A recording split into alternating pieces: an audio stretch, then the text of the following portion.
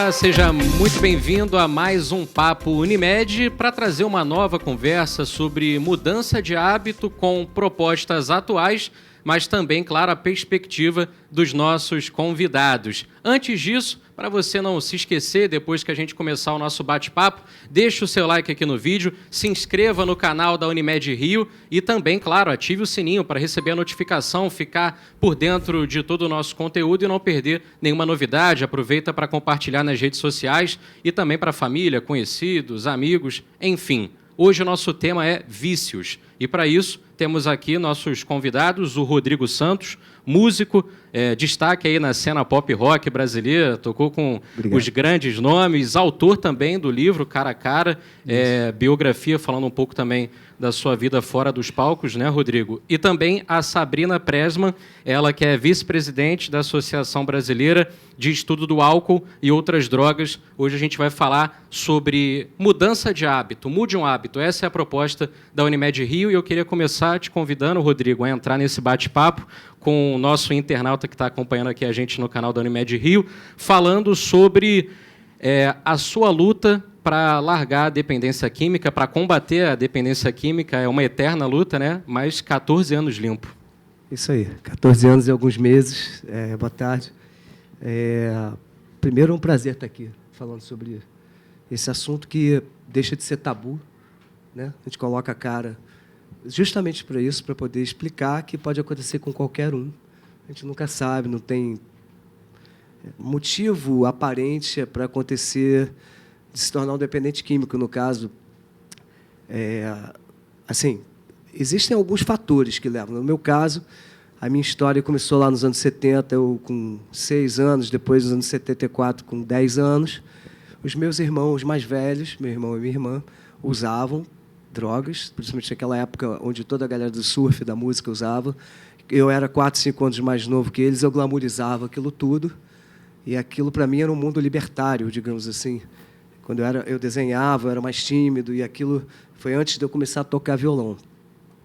Então, eu via tudo isso acontecendo lá em casa, seja com tios, pode ser com amigos, né? Mas, assim, no meu caso, foi dentro de casa mesmo. Eu comecei a ver cedo, comecei a desmistificar, de uma certa maneira, glamourizar e achar aquele mundo mágico, ao mesmo tempo que eu começava também a aprender violão, Beatles e Rolling Stones, seja lá o que for. Então, misturou um pouco essas vertentes. Enquanto eu ia assistir show e ensaio dos Mutantes, minha tia também convidava os Novos Baianos para a nossa casa de Petrópolis e, ao mesmo tempo, meu irmão e minha irmã eram amigos de toda a galera do surf no Rio de Janeiro. Era quase que, né, uma provínciazinha, assim, todo mundo se conhecia, todo mundo interligado, as galeras, inclusive a galera da música e do surf, que não era nem considerado profissão na época, inclusive.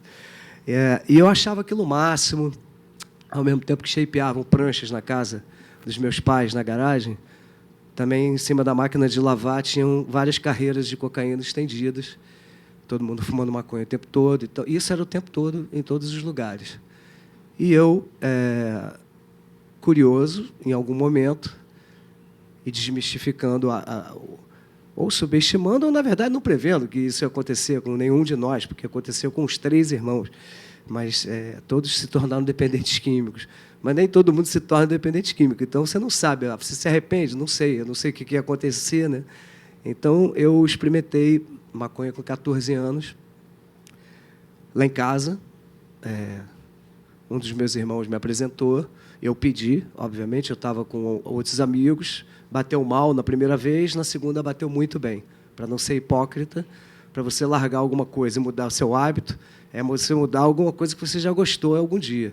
E, nesse caso, para mim, caiu como uma luva. Eu gostei.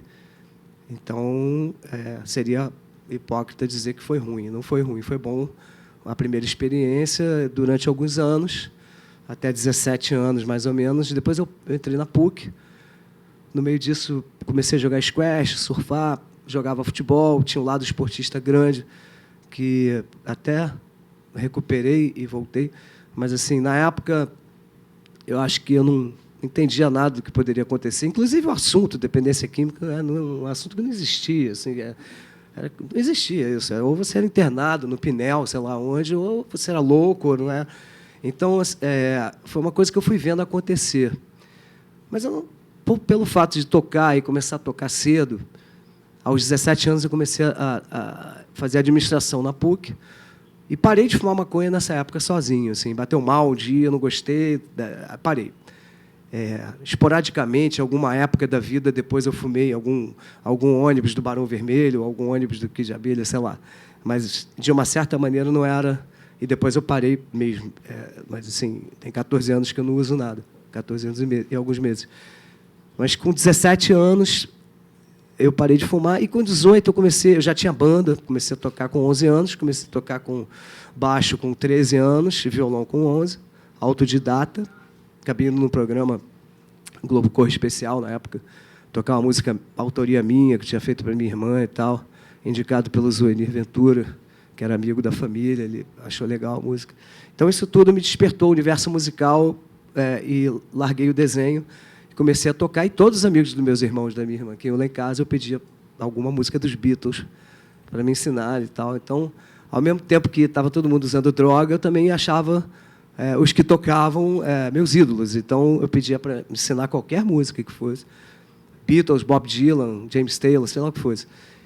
E isso tudo meio que se misturou na minha cabeça num determinado momento, mas eu tinha um medo da cocaína, por exemplo. Apesar de ver na minha frente, eu tinha um medo. Até o dia que eu experimentei. Estava em Arraial da Ajuda, que é um lugar que eu ia desde 11 anos de idade com a minha tia. Depois comecei a ir sozinho, todas as férias. Tem uma época que eu fui eu, João Estrela e Guilherme Fiuza juntos, que eram os amigos, as mães, nossas mães eram amigas de tempo de escola e tudo. E lá, um dia, eu estava com 19 anos, tocando violão com uma galera, como a gente fazia sempre. Alguém estava com um vidrinho, uma tia minha, e eu perguntei o que era aquilo. Ela falou, não, isso não é para o teu bico. E, nessa hora, não é para o teu bico, é quase que, pô, por favor, me passa aqui. Por favor, assim, deixa eu experimentar. Estava melado no vidrinho, experimentei, e aquilo desceu, assim, combinou. Já tinha experimentado álcool aos 14, 15 anos, baixo Gávea, baixo Leblon e tal. O universo do rock, todo já permeava a minha cabeça. Mas, para não parecer que isso era por causa do rock, quando eu fui procurar uma ajuda numa clínica, eu era o único músico no meio de 100 pessoas. Então, assim, não é culpa do rock nem da música. Foi uma compulsão que eu desenvolvi com o uso.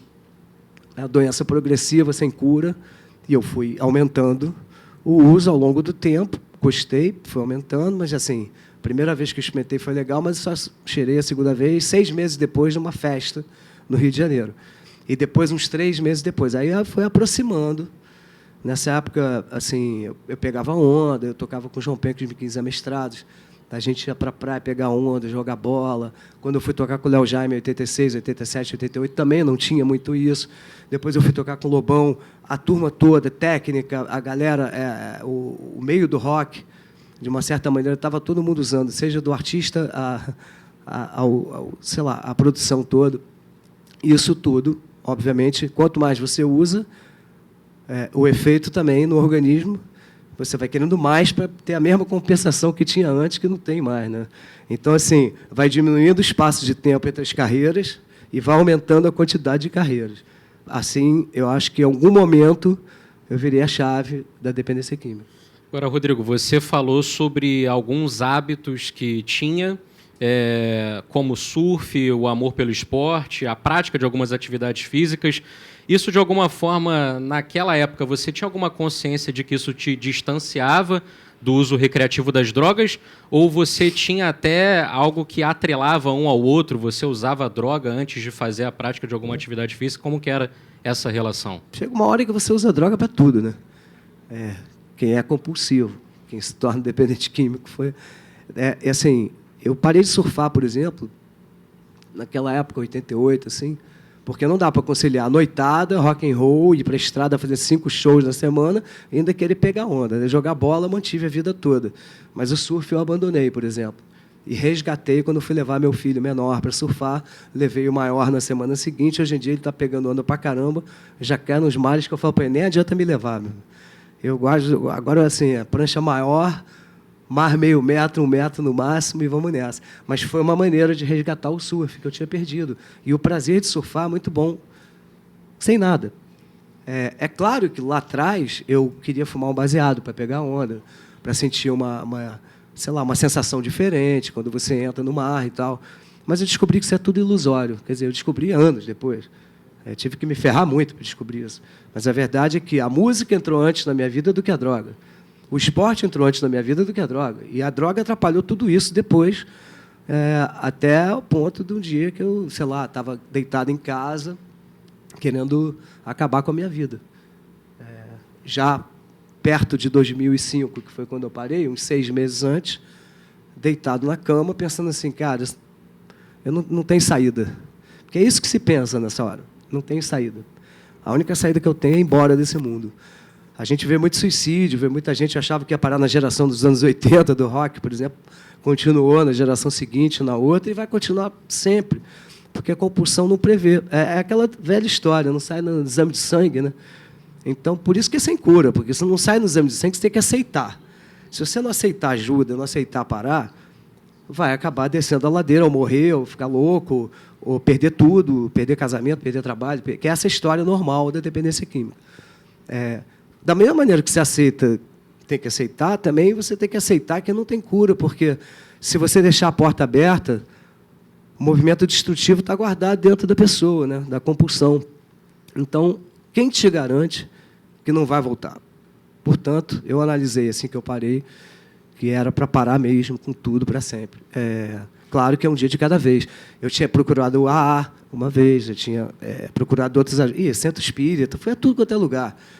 Terapia, aí a terapeuta, depois de 10 sessões, acho que o teu problema, por tudo que você está falando, está atrelado também a uma outra coisa que eu não posso te ajudar. Você tem que procurar uma especialista nisso também. Até o dia que eu achei a especialista, os especialistas, que é a Clínica Centro Vida, foi onde eu consegui parar em 2 de agosto de 2005. Mas até lá eu me lembro de eu deitado no quarto, querendo pegar o telefone do lado, assim, ligar para um taxista, porque assim, arma comigo não existe esse negócio. Então eu pensei, a melhor maneira seria a Ponte Rio-Niterói, pensava eu. Aí ligo para um taxista que eu conheço qualquer, porque essa altura do campeonato, eu conhecia todos os motoboys da Rocinha, todos os taxistas que traziam. Isso você vai começando a conviver só com quem você quer conviver, quem usa. Quem não usa, você meio descarta. É um ciclo vicioso, né?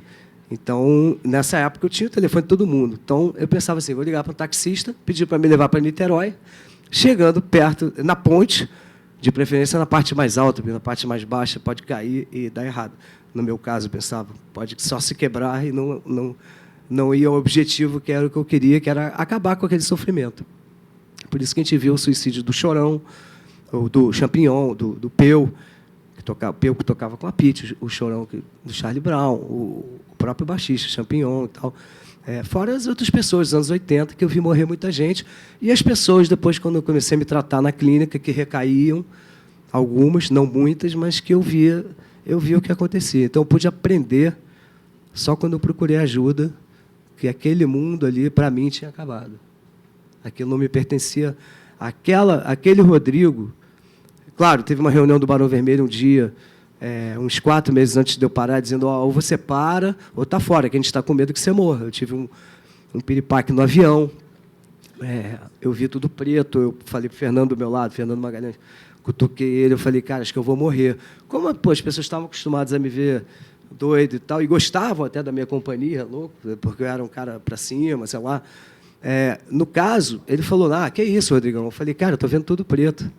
Eu estou aqui do teu lado, não estou te enxergando.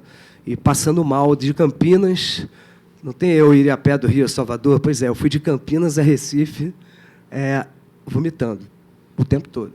Até ouvi uma frase que eu nunca tinha escutado na minha vida, só em filme, que tem um médico a bordo. E esse médico era por minha causa, estava todo o avião olhando para mim já. E aí, uma hora eu passei mal, deitei a cabeça, falei, preciso dormir, tinha um festival para 60 mil pessoas quando chegasse em Recife, eu tinha 2 horas para dormir no hotel, eu fui para o hospital quando cheguei lá. Mas até eu chegar lá, o Fernando, quando viu meu olho revirar, ele falou que o Frejá estava atrás, assim, ele falou, Frejá, cara, acho que o Rodrigo, porque eu deitei a cabeça, preciso dormir. Eu não conseguia nem falar de tanta dor, de tanto tentar vomitar, não saía mais nada. E nessa hora eu achei que eu fosse morrer. E aí quando começou a sair um vômito pelo canto da boca, quando eu botei a cabeça para cima para tentar dormir, porque eu estava grilado de fazer o show sem dormir também. Então, isso tudo misturou. E aí o Frejá viu, botou minha cabeça para frente, saiu tudo. Aí veio o tal do médico a bordo, que existe, não é mentira de filme, não. Sempre tem um médico a bordo. Isso é praticamente certo. E aí o cara falou, pô, a noite foi boa ontem, né? Eu falei, foi. Só conseguia falar isso ou com mímica ou com um pouquinho de estômago. Aí ele falou, não, você está com uma hipoglicemia, quando chegar lá procura um hospital, soro, essas coisas. Aí veio a reunião da banda, logo depois, com medo de me perder. Cara, a gente vai perder o Rodrigo. E aí foi a hora que foi assim, ou você para, ou você está fora. Assim, quando você chegar no aeroporto, bêbado, não que ninguém fizesse outras coisas parecidas e a gente estivesse junto nas festas, mas assim, eu tava num grau acima do que todo mundo e tinha que aceitar isso. E eu aceitei a reunião, falei, é um ultimato? Então tá, então eu vou procurar ajuda. Ainda tem uma última noite de esbórnia, aquela velha tentativa do dependente químico que sempre acha que dá mais um dia, mas não dava. No dia seguinte, uma gravação surpresa, o DJ Memê me liga, a gente tinha um grupo que gravava as músicas da Rita Lee em versão rock and roll, um disco acústico que ela tinha feito, e não tinha essa gravação marcada, nada é por acaso. Né? Eu guardei o recado do Memê 1 ano na minha secretária eletrônica, eu não atendi. Rodrigão, tá aí, era isso. Essa era a dependência química. Eu não podia contar comigo mesmo, imagina as pessoas. Nisso eu já estava casado com a Patrícia, minha mulher, já tinha um filho de 5 anos, que é o Léo, que pega onda, esse que eu falei agora, que toca comigo, tocou comigo em 3 Rock in Rio já, tem uma banda, Amarelo Manga, com o filho do Frejá e tudo. Então, assim, eu tinha tudo na vida de bom. O trabalho, fazia o que eu gostava, tinha família, tenho, né? Estou casado há 23 anos.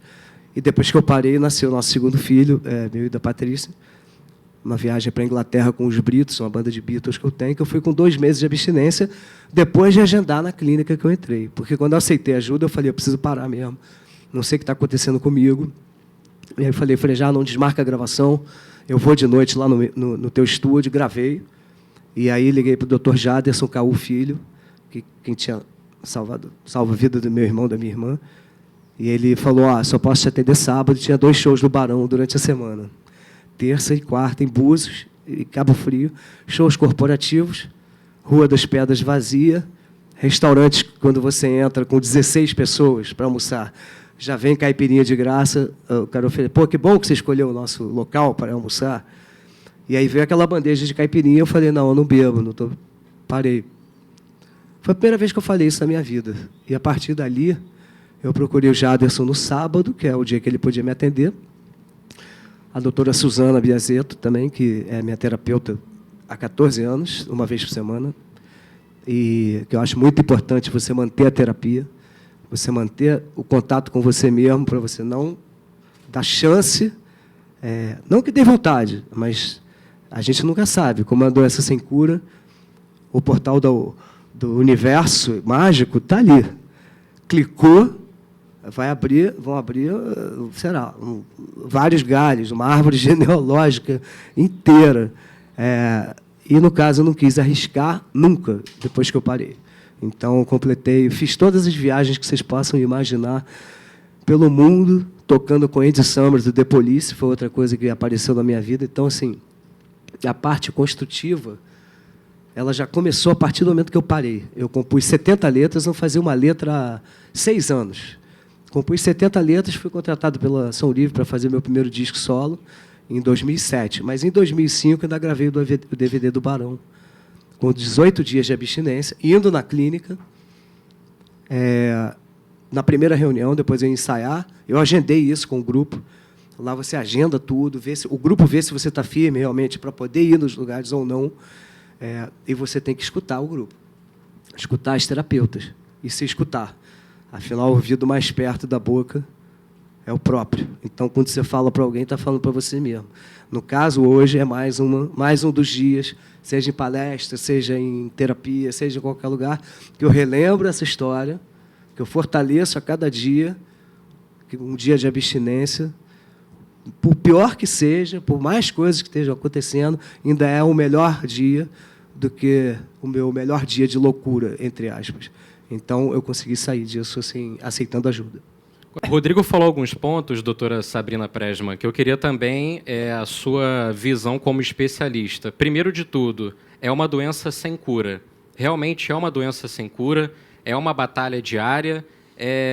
E por que também a gente percebe no discurso do Rodrigo, ao longo desse período dele inicial e também de criar essa dependência química, de alguns lampejos, momentos em que ele mesmo diz que as pessoas gostavam de tê-lo por perto, porque ele estava sob efeito de alguma dessas substâncias, mas também, dias depois ou em outros momentos, uma depressão, uma queda repentina dessa euforia. O que acontece com o corpo humano para que isso seja mostrado assim em, às vezes, períodos de tempo tão curtos entre um e outro? Rodrigo, eu te peço licença, eu vou aproveitar um monte das suas falas para a gente fazer uma reflexão. Acho que tem alguns aspectos muito importantes para a gente pensar. Quando a gente fala que dependência química é uma doença sem cura, isso não significa que não tenha recuperação. Você pode parar de usar droga, seja ela qual for, mudar um hábito para sempre, mas a gente fala que não tem cura porque o resto da sua vida você vai ter que prestar atenção e ter algum tipo de controle. E aí, para cada pessoa, isso funciona de uma forma diferente, né? O Rodrigo contou das buscas dele de tratamento, quem ajudou, da terapeuta, que em algum momento mudou para outra. Ele fez um caminho, né? Existem vários, cada pessoa se adapta a algum tipo de ajuda, de abordagem, às vezes até sem ser um profissional técnico. Em algumas partes da fala do Rodrigo também, ele trouxe como foi importante a Patrícia, os colegas, o filho, né? E a gente fala muito sobre essa questão da cura, porque quando você pensa, num tratamento, né? Eu estou com uma doença, eu vou lá, me trato, acabou aquela doença, eu virei a página. Na dependência química, isso não existe, né? Você se trata, você começa, qualquer mudança de hábito, na verdade. Se eu resolver perder peso, se eu resolver parar de fumar, se eu resolver parar de usar droga, eu tenho um início, eu tenho um meio e eu tenho uma continuidade que eu vou, a cada dia, decidir que eu vou me manter mudando. Então, a ideia da não cura é porque você vai ter essa história para o resto da sua vida, né? Se em algum momento você ter um lapso, você recair, você voltar a um hábito antigo, você reinstala um processo físico, químico no seu cérebro que vai te lembrar tudo que você viveu, né? E o Rodrigo falou que ficou esse tempo todo limpo, mas que viu um monte de gente ao redor, né, que acabou tendo momentos em que recaiu. Escolhendo, né? De novo. Que não conseguiu manter essa mudança. E a cada dia você pode decidir de novo, né? Recaí, fui lá, voltei para o fundo do poço, mas eu vou mudar de novo. E aí você recomeça. Então, mudança de hábito, dependência química, ela tem sim um tratamento, uma recuperação. Você pode mudar a sua vida para todo sempre, mas a mudança ela acontece todo dia, não de uma forma absoluta. Teve uma coisa bem interessante, Cristiano, que você falou, que apareceu em várias partes do relato do Rodrigo, e eu acho bem interessante a gente pensar o que ajuda a gente a mudar, o que atrapalha, o que incentiva a gente a manter um hábito, mesmo quando ele faz mal, né? A gente podia pensar em dois aspectos gerais, os aspectos culturais, externos a gente, e os internos. Então, no começo da história, o Rodrigo falou muito de como a cultura que ele vivia era uma cultura pró-droga. Era natural, né? E a gente pode falar em relação a vários momentos históricos, como há 30, 40 anos atrás, cigarro era uma coisa linda, glamourosa, que se você não fumasse, você que estava fora do negócio, né? Então, tem uma questão cultural aí, quando você inicia algum comportamento, como esse ambiente, as pessoas ao seu redor, a cultura, vê aquela situação, né? Então, o Rodrigo falou, todo mundo usava, era normal, eu estava ali, O início, mais ou menos, de quase todos os usos de droga passa por uma fase de lua de mel, né? Você primeiro vive o lado bom, todo mundo estava vivendo ali, não tinha vivido nenhuma situação ainda maior de crise, e você tem ali uma cultura que incentiva, né?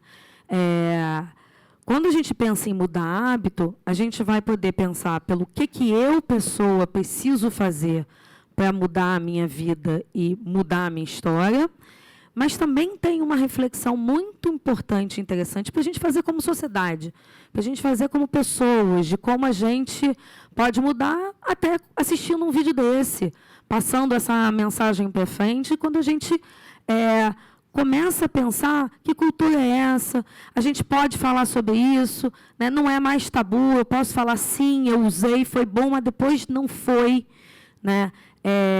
Que hábitos sociais, como é que a sociedade pode ajudar a gente a pegar alguma coisa que é glamorizada, mas faz mal, e ajudar que as pessoas tenham essa visão, né? Então, vou pegar bem o exemplo, que o Rodrigo falou, da caipirinha, né? Eu entro no lugar, já vem a bebida, né? Ou tantas outras situações que a gente tem. As festas para jovens são regadas a double drink, né? Você vai olhar o horário e fala assim, nossa, vou pedir logo 2 de uma vez, porque vai virar, vou aproveitar enquanto o preço é esse, né? Então, você acaba tendo um uso incentivado de várias drogas, sejam elas lícitas ou ilícitas, né? As lícitas também acontece isso, e que você, às vezes, é estranho se você não usa, né? Se você não está dentro daquele negócio, porque chegou lá, todo mundo veio com a caipirinha, aí você fala, não, obrigado, né? Rodrigo estranhou a primeira vez que conseguiu dizer não uso. Mas a gente, muitas vezes, tem um ambiente que valida esses comportamentos negativos, sem a gente se questionar, né? A gente fala, pô, que legal, vou naquele restaurante, naquele horário, porque a bebida é mais barata. Pô, vamos pensar, é mais barata, o que isso faz? Faz com que eu beba, num intervalo de tempo menor, uma quantidade maior. A chance disso me dar prejuízo é enorme. Tem gente que bebe e não tem problema? Uma porção, né? Mas alguns comportamentos ou alguns incentivos tornam isso mais grave. Você ter bebida em posto de gasolina, né? E a gente, no dia a dia, não questiona. A gente tem isso incorporado. Fórmula 1, que é patrocinada por bebida. E você fala, pô, mas é um esporte que não pode, né? A gente agora está vivendo isso com a maconha, né? De muitas formas. Em que, em muitas culturas, o hábito, o uso da maconha é algo incentivado e discutido. Mas faz menos mal do que álcool, faz menos mal do que tabaco. Gente, droga é droga, né? E existe uma questão relacionada ao fato de que, às vezes, você pode, sim, ter um uso que não causa um prejuízo, mas é uma roleta russa, né? Basta você iniciar para aumentar o seu risco disso gerar um problema. Então, se a gente for pensar em hábito e mudança de vida, a primeira questão que a gente pode, cada um de vocês que está assistindo, começar a refletir que mudança você pode fazer no teu ambiente social. Que coisas você incorpora como normal, porque todo mundo faz, sem questionar se aquilo é positivo ou negativo, né? E como, de fato, quando a gente se mobiliza para a mudança, desde as pequenas ações, né, para demonstrar, para chegar aqui, botar a cara, falar, olha, realmente eu fiz, aconteceu, né, vamos poder falar sobre isso, isso é o que vai fazer diferença de uma forma geral na população. Vamos lá voltar a como o cigarro era lindo. O que acontece hoje? Se você acende um cigarro em público, a maior parte das pessoas vai ter uma reação negativa. Já não é bonito, já não é glamourizado, você não pode fumar em ambiente fechado, você tem uma série de restrições que mudou não só o número de fumantes no Brasil, mas, principalmente, a percepção que a gente, sociedade, tem daquela droga, que foi linda e hoje é cafona, brega, etc. Todas essas mudanças foram feitas quando a sociedade se mobilizou através de uma série de políticas que mudaram a forma como a gente encara. Então, na história do Rodrigo, teve ali um início em que a cultura dele era muito pró-droga. E ele falou uma coisa muito importante, não era necessariamente por causa da música, né? algo validante em todo o ambiente, né? Bebida alcoólica, maconha, não necessariamente. A gente, às vezes, tem um preconceito que certas cenas, que certas profissões estão mais relacionadas àquilo, mas fato que, quando a gente começa a focar nisso, a gente perde de vista tudo o que está acontecendo e a gente não está vendo.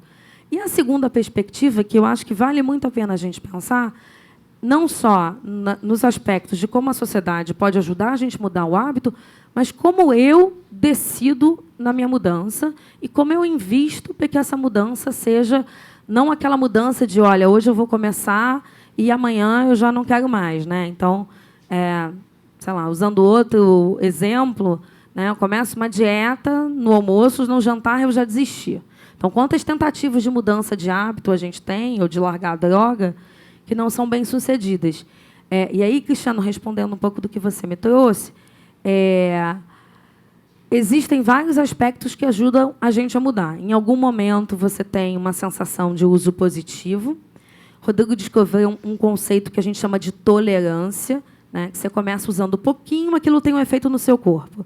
Se você continua usando, o seu corpo se acostuma com aquela quantidade e você vai precisar aumentar para ter a mesma sensação. E aí começa um caminho que vai ladeira abaixo, né? Essa sensação. Exatamente. Né? Num primeiro momento, uma dose é suficiente, já me deixa legal.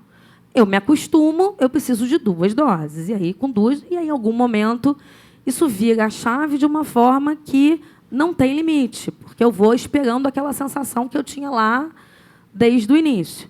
E aí, se o começo do início da droga ele é por um aspecto positivo, e o Rodrigo não teve vergonha de dizer, sim, foi bom no início, eu tive uma sensação boa. Quase todas as drogas trazem, sim, até porque, se a gente for pensar em dependência, de alguma forma, né, algum ganho você tem que sentir, mesmo que depois ele não se mantenha.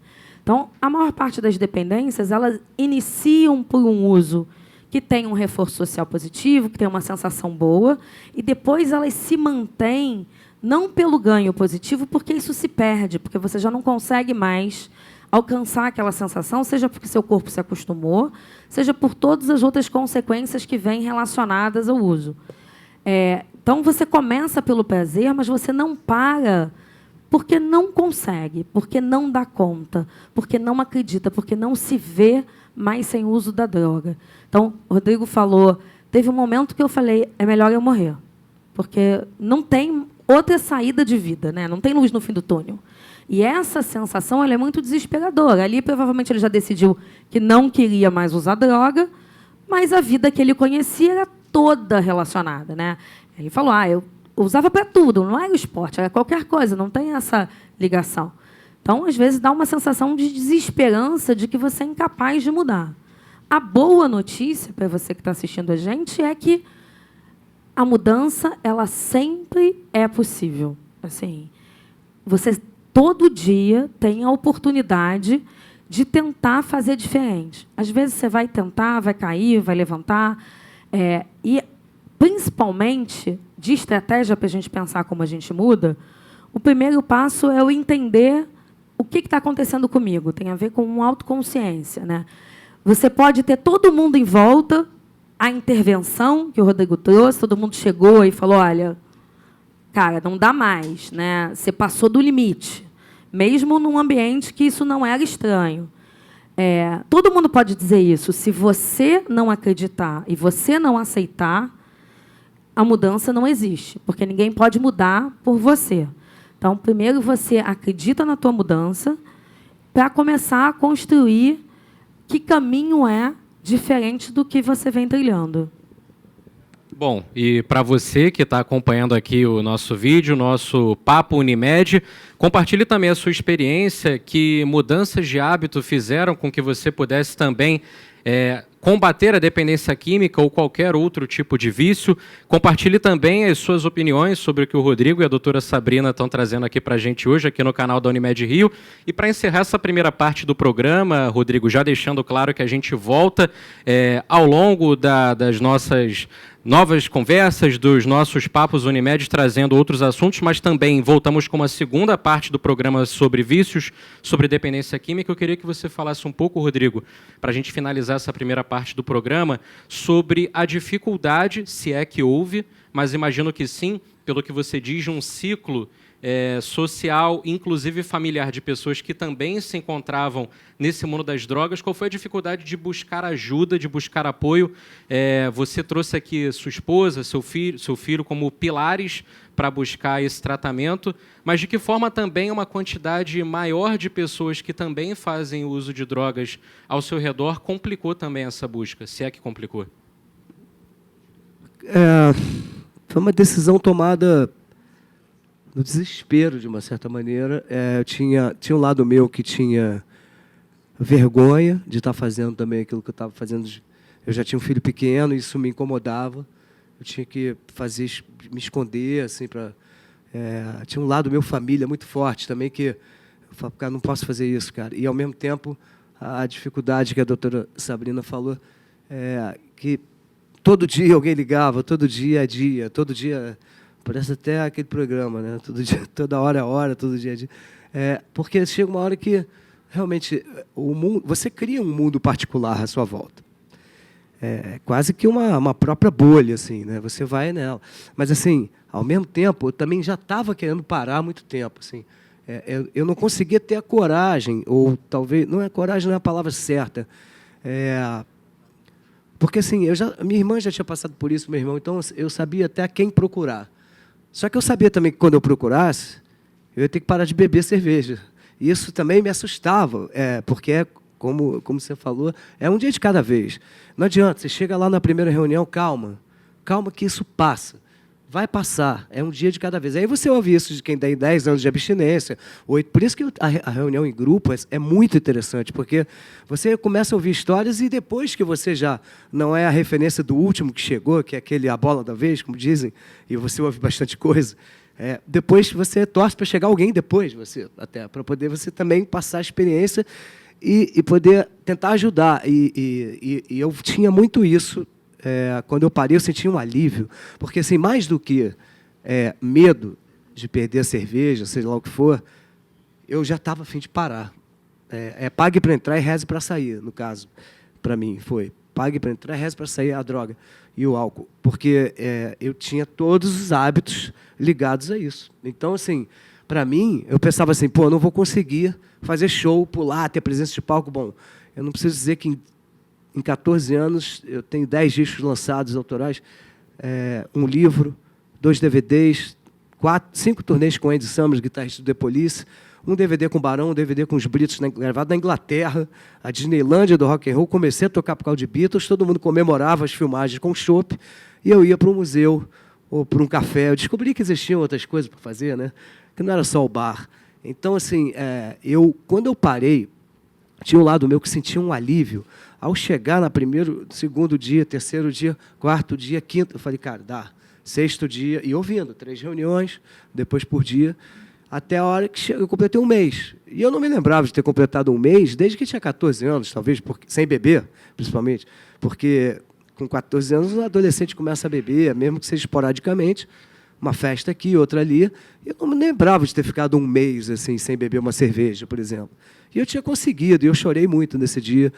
Nessa época, do Centro Vida tinha um bolo de aniversário, assim, que o próprio paciente levava para o almoço e tal. Só que o meu tratamento foi um hospital dia, né? Então, assim, eu ia para casa todo dia, 9 da noite, e voltava todo dia com as minhas próprias pernas ou de carro, para estar no Centro Vida e assistir e ficar até 9 da noite de novo. Quer dizer, eu poderia ter ido para o bar nessa hora. Eu poderia ter ido para qualquer lugar. E algo em mim me fazia voltar todo dia. E isso era o grupo, as terapeutas e a minha vontade, obviamente, de estar sentindo um alívio, de estar conseguindo a cada dia saber que era possível sair disso, sim. E aí eu fui melhorando internamente, aos poucos, tendo mais confiança em que era possível, né? Vendo as outras histórias, escutando muito, mais do que falando, a não ser quando era solicitado a dar um retorno para alguém numa reunião. Tudo bem, como eu falei, o ouvido está aqui, né? Você acaba falando para cá também. Mas, de uma certa maneira, escutar as histórias dos outros, trocar, é muito importante. O Jaderson sempre falava isso, o Dr. Jaderson. Ele morreu quando eu tinha 5 meses de abstinência, por exemplo. Eu poderia ter me utilizado disso para ir embora. E não me utilizei. Eu falei, se alguma coisa que ele queria da gente, aqui do grupo, era que a gente ficasse limpo. Então, a minha maneira de homenagear é ficando limpo. Então, assim, eu continuei as reuniões, os terapeutas as mesmas, e eu fui sentindo cada vez mais. É óbvio que na dependência química você acostuma a transitar entre os opostos, né? Ou você está na euforia máxima ou na depressão máxima. E é tudo terceirizado quando você está usando droga. Você não está nem na depressão máxima, nem na euforia máxima. Você está terceirizado. Então, assim, hoje em dia eu sei se eu estou deprimido, por que é, ou pelo menos consigo achar a gaveta, né? Das 10 gavetas, essa aqui é essa aqui. Tá? Não vou misturar com isso aqui não, porque isso aqui é isso aqui. Dá para tratar, né? Como você falou, é tratamento. É tratamento, e vira um tratamento depois. Se eu tenho 14 anos e pouco de abstinência, digamos que eu tenha falado nos últimos 13 anos pouco de droga na minha terapia, ou de álcool, porque a vitória começou no primeiro dia, que eu decidi. É claro que poderia ter acontecido alguma coisa, mas eu não deixei acontecer. Eu me envolvi no tratamento, aceitei ajuda, escutei, porque tinham várias frases lá interessantes. Faz certo para dar certo. Primeiras coisas, tipo assim, eu tinha um disco solo para gravar. Pô, Rodrigo, você já vai para a Inglaterra com os Britos, você já vai com o Barão para os Estados Unidos com 1 mês de abstinência, você gravou o DVD do Barão com 18 dias. É hora de você lançar teu primeiro disco? Ou tem muita coisa? E eu pensei, ouvindo isso na reunião, tem muita coisa. Então, assim, e eu ouvi de uma pessoa que não era nem das pessoas que eram referência para mim, que eu já busquei as pessoas com referência de 10 anos, 8 anos, e não quem estava chegando comigo. Isso é uma indicação da clínica também. Mas eu escutei um dia de uma pessoa que estava chegando na mesma época e falou assim, pô, acho que é muita coisa, né? Quer dizer, não esperava ouvir daquela pessoa isso. E essa pessoa até recaiu depois. Mas ela me ajudou naquele dia. E eu ajudei ela depois. E a gente se ajuda quando a gente está buscando o mesmo caminho. No caso, eu senti um alívio, cara, que eu não sei explicar. Apesar de ser... Por isso que eu estou falando. A presença de palco, tá, pô, eu faço 20 shows por mês, sei lá, ou 15, ou 12, já fiz 4 Rock in Rio, carreira solo, faço turnês com Andy Summers e com Barone, com All The Police, que é uma banda que a gente está indo agora para países fora do Brasil. Esse mês, agora, fizemos Uruguai, Chile, Peru. Eu, como cantor, como entertainer de plateia e tal, isso é uma coisa que, se eu não tivesse limpo, não acontecia, nada disso. Primeiro, eu acho que eu estaria morto. Segundo, se eu não tivesse morto, eu estaria sem voz para cantar Polícia. Terceiro, que eu estaria sem a parte interna fortalecida, que eu acho que é a pior coisa. Você se olhar no espelho e falar assim, pô, eu não tenho garantia comigo mesmo. Eu não sei se eu posso marcar uma coisa amanhã, 8 da manhã, com alguém, e se eu não vou. É isso que acontecia.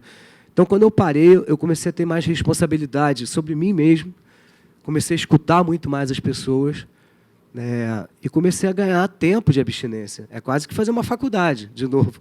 Eu fiz uma faculdade de como me drogar, agora tem que fazer uma faculdade de como parar.